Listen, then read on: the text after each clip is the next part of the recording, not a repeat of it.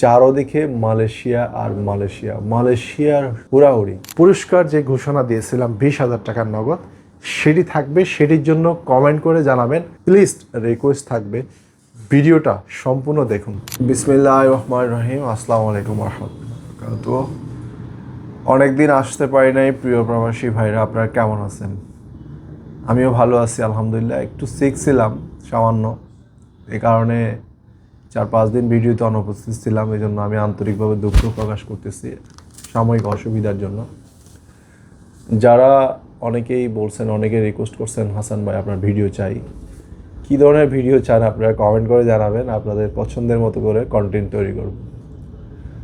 আজকের এই ভিডিওটা হচ্ছে মালয়েশিয়া কেন্দ্রিক। চারদিকে মালয়েশিয়া আর মালয়েশিয়া, মালয়েশিয়ার হুড়াহুড়ি।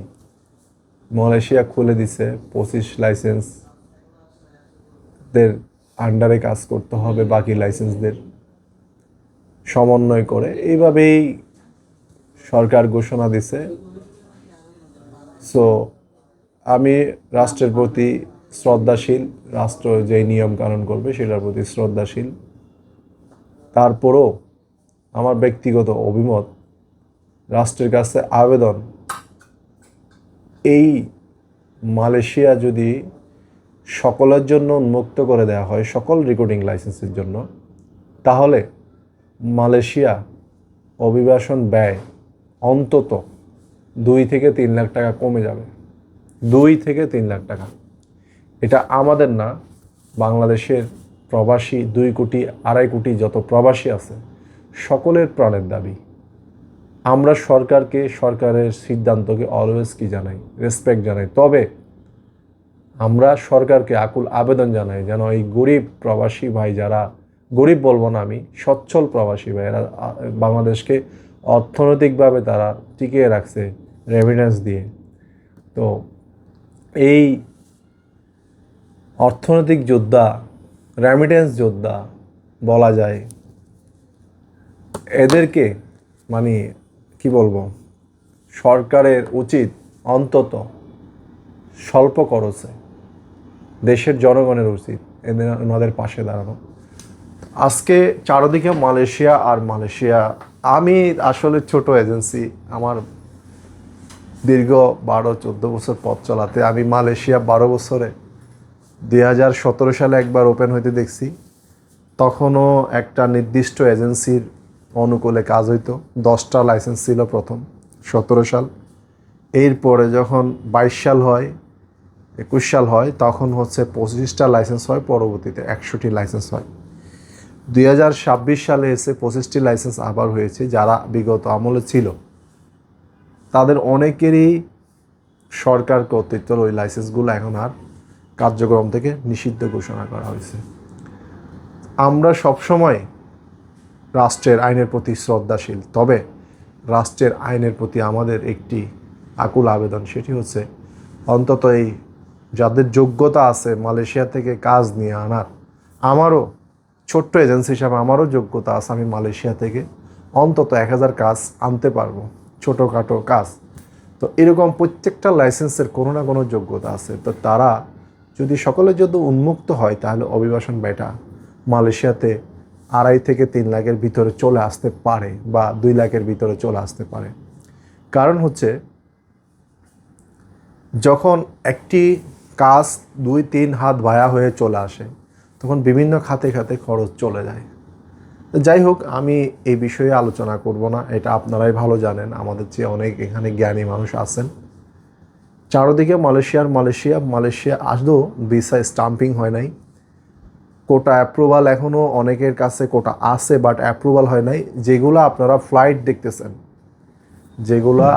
ফ্লাইট দেখতেছেন এগুলো হচ্ছে বিগত আমলের ফ্লাইট, বন্ধ, ভিসা হয়ে বন্ধ হয়ে যাওয়া ওই ফ্লাইটগুলো আবার রিস্টাম্পিং হয়ে যাচ্ছে।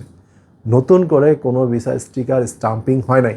সুতরাং যারা বিভিন্ন জায়গায় আপডেট দিচ্ছে আমাদের ফ্লাইট হচ্ছে, এগুলো আসলে আমি এনাদের নিয়ে আসলে আমি নিজেও জানি না, কনফিউশন, আপনারাই ভালো জানবেন। নতুন করে কোনো ভিসা এখনও স্টিকার হয় নাই।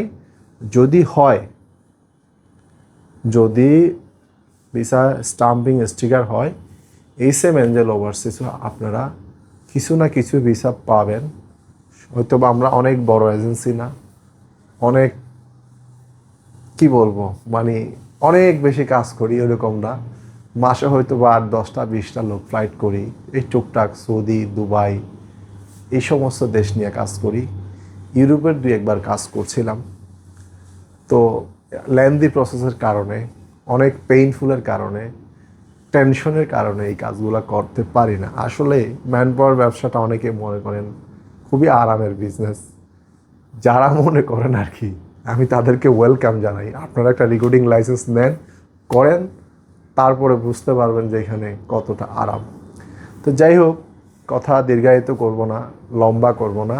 আমার যে অডিয়েন্স ভাইরা আছে তাদের প্রতি একটি রিকোয়েস্ট, আপনারা এখন যারা মেডিকেল করাচ্ছেন বা করতেছেন, টাকা পয়সা দিচ্ছেন কিনা জানি না, পাসপোর্ট দিচ্ছেন কিনা জানি না, অন্তত পাসপোর্ট জমা দেন প্লিজ। মেডিকেল এবং টাকা পয়সা লেনদেন করা থেকে এখন পর্যন্ত বিরত থাকেন।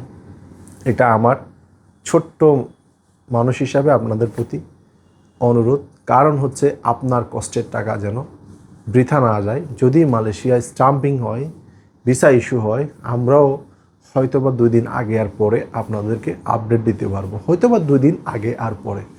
প্রত্যেকটা ঘন্টায় ঘন্টায়, প্রত্যেকটা মিনিটে মিনিটে, প্রত্যেকটা ডেতে ডেতে আসলে ভিডিও করা, লাইভ করা, পোস্ট করা, এটা অনেক সময় ইচ্ছা থাকলেও কষ্টে হয়ে যায়। কষ্টের কারণে করা হয় না। কারণ একটা ভিডিও করা, ভিডিওটা ভুল ত্রুটি থাকে, এটা এডিট করা, আপলোড করা বা লেখা, ছবি তোলা, নিজের একটা গেটআপের একটা প্রেজেন্টেশন আছে, অফিস একটা সেট আপ আছে, ক্লিন করা, সব কিছু মিলে একটা কি হয়, সময়ের ব্যাপার। যার কারণে যখন তখন ভিডিও করা হয় না। তো আপনারা যারা আমার চ্যানেলে আছেন, আমরা যেই দেশগুলো নিয়ে কাজ করতেছি, যেই দেশগুলো ভিসা হবে বা হচ্ছে, সেই 3টি ভিসা রেশিও ভালো দেশের নাম আমি বলি। নাম্বার 1 হচ্ছে সৌদি আরব, অনেক বড় শ্রম বাজার। নাম্বার 2 হচ্ছে দুবাই, এটিও অনেক বড় শ্রম বাজার। দুবাইতে মাত্র 3-4টি কোম্পানিতে ভিসা হয়, তাও ইন্টারভিউ দিতে হয়। এবং হচ্ছে থার্ড হচ্ছে মঙ্গোলিয়া, একটি ছোট বাজার নতুন ওপেন হয়েছে। এখানকার রেশিওগুলো খুবই ভালো। তো এইখানে আপনারা আবেদন করতে পারেন। তবে তুলনামূলক দুবাই এবং সৌদি আরবের তুলনামূলক অনুযায়ী মঙ্গোলিয়াতে খরচটা অনেক বেশি। প্লিজ রিকোয়েস্ট থাকবে, ভিডিওটা সম্পূর্ণ দেখুন।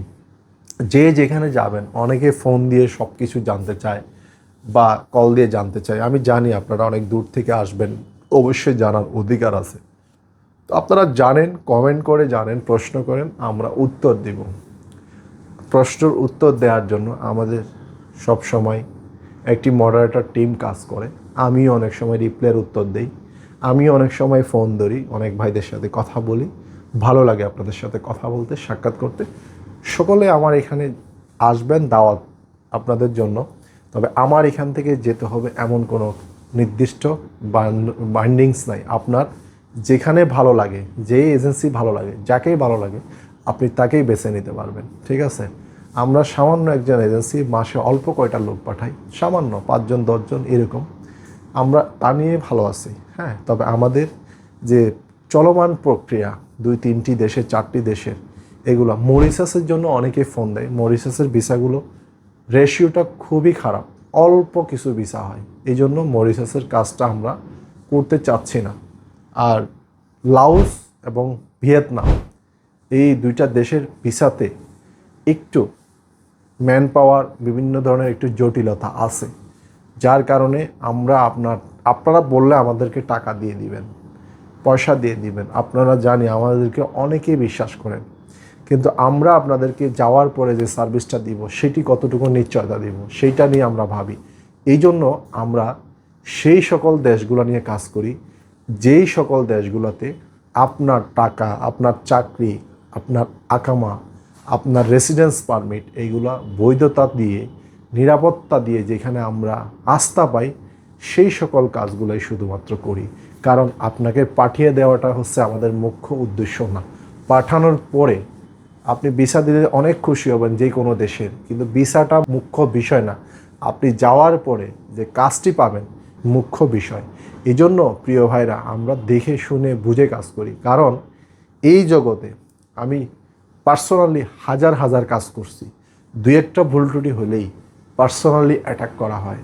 তো যেই কারণে এইটাকেই, ছোট বিষয়কেই অনেক বড় করে দেখা হয়, বড় বিষয়কে ছোট করে দেখা হয়। আমরা বড় কাজ করছি, হাজার হাজার কাজ করছি, কাজের ক্ষেত্রে গিয়ে আমাদের অনিচ্ছাকৃত ওই দেশে একটি প্রবাসী ভাই কোনো না কোনো কারণে আমাদের উপরে সামান্য অসন্তুষ্টি হতে পারে, যার কারণে অনেক সময় দুই একটা ভাই আমাদেরকে নিয়ে হয়তো বা প্রতিক্রিয়া থাকতে পারে, সেটি খুবই নগণ্য। এই জন্য আমাদের যেন 1%ও আমাদের জন্য বিরূপ প্রতিক্রিয়া এবং বিরূপ মন্তব্য না করে, এই জন্য আমরা এই লক্ষ্যে কাজ করি। আমরা কাজ খুব সীমিত, খুব অল্প কাজ করি, বেশি কিছু না। আমাদের শুধুমাত্র একটি এইচএম অ্যাঞ্জেল ওভারসিজ চ্যানেল আছে, যেটাতে আমি ভিডিও আপলোড করি, এবং প্রবাসীদের জন্য একটি ফেসবুক পেজ আছে, যেটি এইচএম এক্সপো প্রাইভেট লিমিটেড, হ্যাঁ, ওটাতে আমি ভিডিও আপলোড করি। আপনারা শুধুমাত্র বাংলাদেশ থেকে যারা যাবেন, আমার শুধুমাত্র এইচএম অ্যাঞ্জেল ওভারসিজ RL 2129 এখানে ভিডিও আপলোড পাবেন, আর বাকি কোথাও আমি ভিডিও আপলোড বা কন্টেন্ট করি না। তো সুতরাং আপনারা যারা আমার অডিয়েন্স আছেন, শুধুমাত্র এইচএম অ্যাঞ্জেল ওভারসিজে থাকবেন। আমার প্রিভিয়াস যে চ্যানেলটা ছিল সেটি এইচএম এক্সপো প্রাইভেট লিমিটেড, এটি ট্রাভেল এজেন্সি, দ্যাটস ওয়াই আমি সেটা স্থগিত করছি। ওটাতে আমার 60,000 প্লাস সাবস্ক্রাইব ছিল। ইউটিউবের গাইডলাইন্স, পলিসি, ভায়োলেন্সের কারণে ওই চ্যানেলটির পার্মানেন্টলি রিমুভ হয়ে গেছে। সেই কারণে আমার দীর্ঘ 10 বছর পরে আবার নতুন চ্যানেল খোলা। এই চ্যানেলটিরও বয়স প্রায় 3 বছর হয়ে গেছে। তো ভালো থাকবেন, পাশে থাকবেন, এবং আগামী ভিডিওতে আপনাদের জন্য পুরস্কার যে ঘোষণা দিয়েছিলাম 20,000 টাকার নগদ, সেটি থাকবে। সেটির জন্য কমেন্ট করে জানাবেন। আজকে আমরা পুরস্কারের যে ভাইরা কমেন্ট করছে তাদের নামগুলো আমরা নেক্সট ভিডিওতে উপস্থাপন করব। অবশ্যই আপনারা এই পুরস্কারের জন্য যারা আগ্রহী, নগদ টাকা, তারা কমেন্ট করে জানাবেন।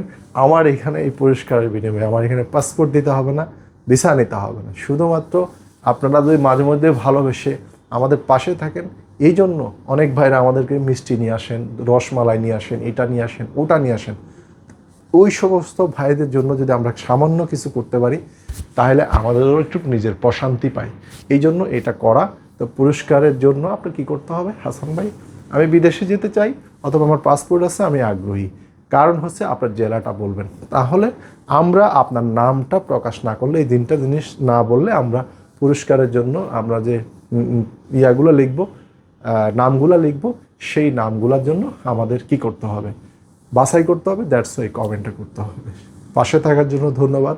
আসসালামু আলাইকুম ওয়া রাহমাতুল্লাহি ওয়া বারাকাতুহু।